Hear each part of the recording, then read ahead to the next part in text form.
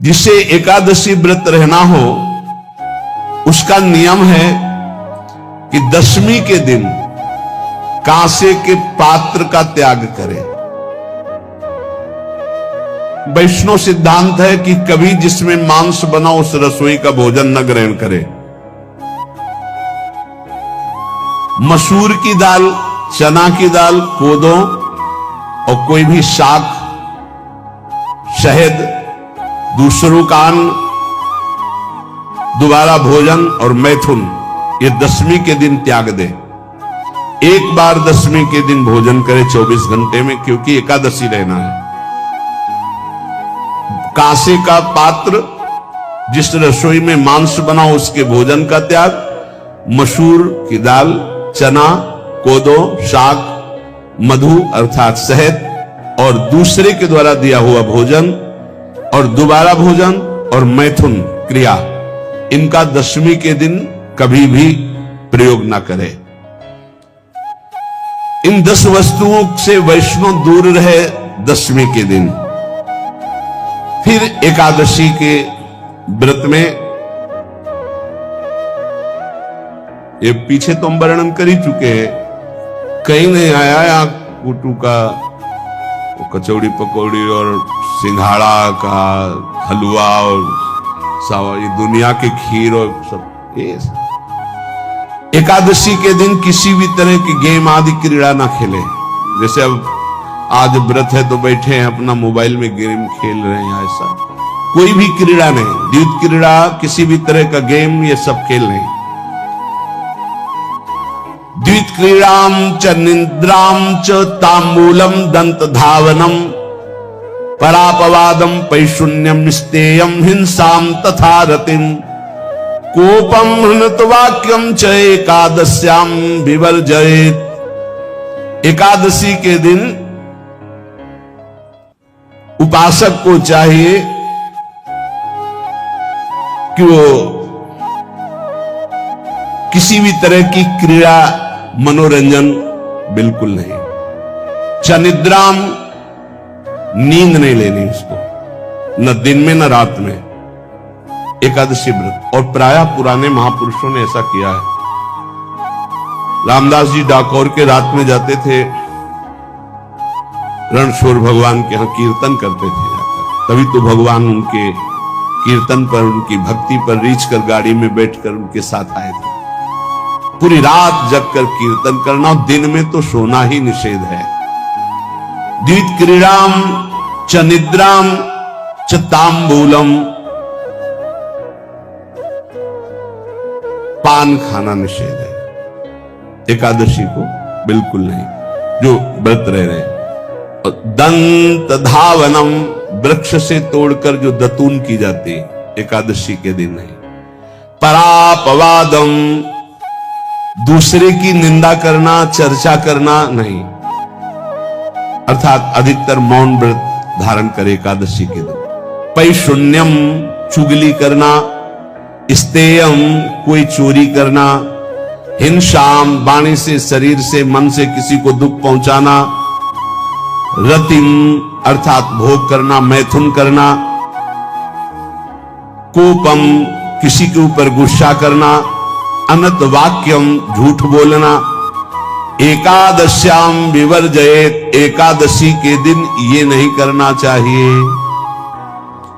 एकादशी को एक बार कुछ फलाहार शुद्ध, अगर आपके पास कोई व्यवस्था नहीं तो थोड़ा दूध है, जल है, ऐसे आप लेकर, या थोड़ा सा फल ले लें। थोड़ा सा फल लेकर के प्राण पोषण, एक दिन में मर नहीं जाओगे। कितने तो निर्जला एकादशी रहते हैं, हर एकादशी निर्जला। पूज्य श्री मथुरा दास जी निर्जला ही रहते थे हर एकादशी। चलो भैया, आपकी सामर्थ्य नहीं तो जल 2-4 बार ले लो, एक बार थोड़ा सा दूध और फल ले लो, चल जाएगा काम, प्राणों का पोषण हो जाएगा। ये आचरण न करे, एक बार कुछ आहार ले ले, वो भी शुद्ध भगवद अर्पित प्रसाद। फिर द्वादशी को काश्यम मांसम सुराम छौद्रम तैलम वितथ भाषणम व्यायामं च प्रवासं च पुनर्भोजन मैथुने अस्पृश्य स्पर्श मासूरे द्वादश्याम द्वादश त्यजेत। कांस के पात्र में द्वादशी को भी भोजन न पावे, जिस रसोई में मांस बनाओ उसमें आहार न ले, किसी भी तरह का नशा द्वादशी को न करे, शहद न पाए, तेल के बने पदार्थ न पाए, मिथ्या भाषण न करे और बहुत शरीर का व्यायाम न करे, बहुत थकावट वाले कार्य न करे, दोबारा भोजन न करे, एक बार द्वादशी को भी भोजन पवित्र, मैथुन न करे, जिसका स्पर्श नहीं किया जाता ऐसे पदार्थों का स्पर्श न करे और मसूर की दाल न खाए। द्वादशी को जो इन नियमों का पालन करता है, दशमी द्वादशी ऐसे और एकादशी ऐसे, तब उसे एकादशी व्रत का फल प्राप्त होता है। जो इस पद्धति से ये जो मनमानी ये सब नहीं, हर पदार्थ मिल जाएगा आपको फलाहार में, हर पदार्थ हमको बताया गया कि आपको जो चाहो सब पदार्थ फलाहार का। अरे भाई, हरितोष व्रत है तो हरि प्रसन्नता के लिए एक दिन भूखे रहने बहुत आनंद आता है। पहले भगवत कृपा से ऐसी गंगा जल पी करके कुछ दिन, फिर कभी कभी निर्जला एकादशी का भी आनंद। बड़े संन्यास मार्ग में थे तो बड़े संयम से सब शास्त्रीय पद्धतियों का निर्वाह होता था। उपासक को चाहिए कि इन नियमों से व्रत का अनुष्ठान करे, मनमानी आचरण न करे। सबसे प्रार्थना जो एकादशी रहते हो, हरितोष व्रत इसे कहते हैं, भगवान की प्रसन्नता के लिए रहा जाता है, रहना चाहिए। जो अपने आचार्य परंपरा में हैं जैसे, जिनका सिद्धांत है, पर रहने का सिद्धांत ये श्री सनत कुमार जी वर्णन, श्री सनक जी महाराज, ये सनत कुमार जी वर्णन की। सनक जी महाराज कह रहे हैं, यदि भगवान का आश्रय नहीं, सत्संग नहीं है, तो इन चार में से एक हो तो नाश कर देता, फिर चारों हो तो सर्वनाश हो जाता है। यौवनम धन संपत्ति प्रभुत्व विवेकता एकैपमप्यनर्थाय किमु यत्र चतुष्टयम। यदि सत्संग नहीं है, यदि भगवद आश्रय नहीं है, खूब धन हो, जवान अवस्था हो, बढ़िया पद मिला हो, प्रभुत्व चलता हो और अज्ञान हो, फिर क्या कहना है? बोले ये चारों जहां मौजूद होते हैं वहां सर्वनाश का खेल शुरू हो जाता है। अगर इनमें से एक हो तो सर्वनाश करने में पर्याप्त है, और अगर चारों हो तो फिर क्या कहना है? यौवनम जवान हो, धन संपत्ति है, खूब रुपया पैसा हो, प्रभुत्व कोई पद हो, कोई अधिकार हो बड़ा, फिर अविवेकता और अज्ञानी हो, तो बोले एक नाश कर देगा, फिर चारों तो नाश ही कर देंगे। अगर सत्संगी है तो ये चारों महान कार्य कर देंगे। क्या यौवनम जवान है, खूब दूसरों की सेवा, मेहनत पूर्वक धन संपत्ति कमाकर माता पिता की सेवा, परिवार की सेवा। ये माता पिता, हमारा वेद कहता है मातृ देवो भव, तैत्तरीयोपनिषद, मातृ देवो भव, पितृ देवो भव, आचार्य देवो भव, अतिथि देवो भव, यान्य नवद्यानि कर्माणि तानि सेवितव्यानि नो इतराणि, यान्यस्माकः सुचरितानि तानि तोयोपास्यानि नो इतराणि, ये के चास्माच्छेयाः सुब्राह्मणाः तेषां त्वया स्नेन प्रश्वसितव्यं, श्रद्धया देयम् अश्रद्धया देयम्, श्रिया देयम् ह्रिया देयम् भिया देयम् संविदा देयम्। वेद कहता है मातृदेवो भव, माता साक्षात हमारी भगवान है। देव हरि को कहते हैं, केशव देव जैसे कहा, हरि को कहते हैं, गोविंद देव, मातृ देव, माता भगवान है। हे धिक्कार है उन पुत्रों को जो अपने माता के द्वारा पोषित किए हुए शरीर से हाथ उठाते हैं अपने माता पिता के ऊपर। नरक में तुम्हारी जो दुर्दशा होगी भोगोगे। एक हमको दिखाया गया दृश्य कि अपनी माता की कोख में लात मारता, थप्पड़ मारता है, पिता बैठा उसको लात मारता है, थप्पड़ मारता है, बाल घसीट कर गेट तक माता को ले जाता है। अब इनकी जो दुर्दशा होगी ये बोल नहीं पाएंगे, बता नहीं पाएंगे। ऐसी जगह मारा जाता है कि बस तलकते रहो, कुछ कह नहीं सकते। घोर नरकों की प्राप्ति होती। वेद कहता, तैत्तिरीय उपनिषद, मातृ देवो भव, ध्यान से सुन लो, सत्संग है, ये माता साक्षात भगवान है। अगर तुमने मारा वाह भर करके इसके आंसू गिरे, जितने आंसुओं की बूंद से भूमि के कण भींजेंगे उतने कल्प तक नरक भोगोगे। ध्यान रखना, तुम्हारा कभी यश, कभी कीर्ति, कभी श्री, कभी हिरी, ये कभी तुम्हारे उदय नहीं हो सकती। तुम्हारा सर्वनाश हो जाएगा अगर मां पे हाथ उठाया। पितृदेवो भव, पिता साक्षात भगवान है। देखो भगवान अवतरित हुए तो प्रात काल उठी कहे रघुनाथा, मातु पिता गुरु नावहि माथा। आचार्य देवो भव, माता साक्षात भगवान है, पिता साक्षात भगवान है, आचार्य गुरुदेव साक्षात भगवान है। जो अपनी माता को, अपने पिता को दुख देता है, अपने गुरुदेव की अवहेलना करता है, उसका कभी मंगल हो सकता है? वो कभी सुख प्राप्त कर सकता है? वेद कहता है जो निर्दोष कर्म करते हुए धन कमाकर, कैसा कर्म? निर्दोष कर्म करते हुए धन कमाता है और उस धन से अपने बूढ़े माता पिता और गुरुजनों की सेवा करते, जीवन धन्य है।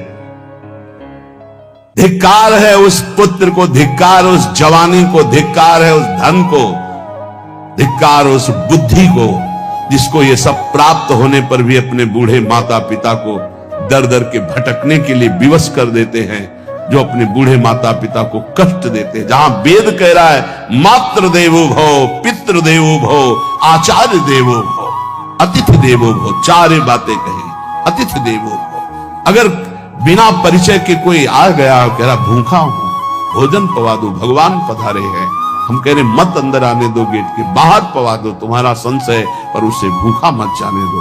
अतिथि देवो भव, जो निर्दोष कर्म करके अर्थ कमाकर अपने माता पिता गुरुजनों की सेवा करता है, उसी का जीवन धन है। पशुवत आचरण, मनुष्य शरीर प्राप्त करके राक्षस आचरण, राक्षसों की यही पहचान होती है। मां नहीं मातु, पिता नहीं देवा, साधुन ते करवा वही सेवा। तुम्हारे जो पुण्य है ना सब भस्म हो जाएंगे। आप खिलवाड़ मत समझो, वो विरक्त है, भले तुम्हें नौजवान दिखाई दे रहा है, वो शरणागत है। जो आचार्य ने मंत्र दिया वही गुरु परंपरा से चला रहा, वही मंत्र उसमें। आप उसको बोल रहे हमारे लिए कुर्सी डालो, पैंट शर्ट पहने हो, कुर्सी डालो। हाँ, आप असमर्थ हो तो हाथ जोड़कर प्रार्थना कीजिए कि बैठने में हमारी टांग टूट गई है, हम बैठ नहीं पा रहे हैं, क्या व्यवस्था हो सकती है क्या? याचना इस कोटि की। आदेश, बाबा जरा कुर्सी लाना, बाबा तो कुर्सी रख देंगे, आप उनको तुम भिक्षुक समझते हो, सारे सुकृत तुम्हारे नष्ट हो जाएं। ये जो संतों के द्वारा दिए हुए आसन में ये अयोग्य पुरुष बैठ जाते हैं ना, इनके सारे सुकृत नष्ट हो जाते हैं। ये क्या समझते हैं? तुरंत आसन दिया जाता है, किसी भी आओ, आसन को प्रणाम करके समेट कर रख दो। अगर आसन में बैठने की योग्यता नहीं, आसन में बैठने की योग्यता उसकी मानी जाती है जो सामने बैठा है, उस स्थिति का हो या उससे श्रेष्ठ हो। बहुत होश में ये बातें सत्संग में ही मिलती है और अन्यत्र नहीं मिलती। आसन बिछाने का मतलब तुम कोई महान नहीं हो गए हो, अपने में दैन्यता नहीं तो वैष्णव किस बात के? आसन ग्रहण वैसे ही बिछा हुआ है, उसके ऊपर आसन लगा हुआ है गुरुजनों के लिए, श्रेष्ठ जनों के लिए। आप आसन में बैठने के अधिकारी हैं।